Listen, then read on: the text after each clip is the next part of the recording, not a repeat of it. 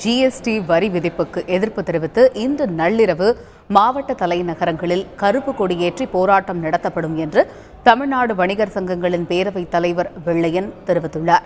தந்தி டிவிக்கு பேட்டியளித்த அவர், மத்திய அரசு சரக்கு மற்றும் சேவை வரியை திரும்பப் பெறும் வரை போராட்டம் தொடரும் எனவும் தெரிவித்துள்ளார். இன்று நள்ளிரவு 12 மணிக்குத்தான் ஜிஎஸ்டியை நாடாளுமன்றத்தில் அறிவிக்கிறார்கள். பிரதமர் மோடியும் பிரணாப் முகர்ஜியும் சேர்ந்து அறிவிக்கிறார்கள்.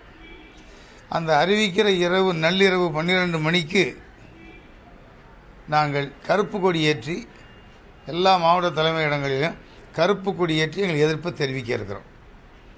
சென்னையில் கோயம்பேடு வணிக வளாகத்தில் 5ஆம் எண் அந்த நுழைவு வாயிலில் இந்த கருப்பு கொடி ஏற்றுகிற நிகழ்ச்சியை நாங்கள் நடத்துகிறோம்.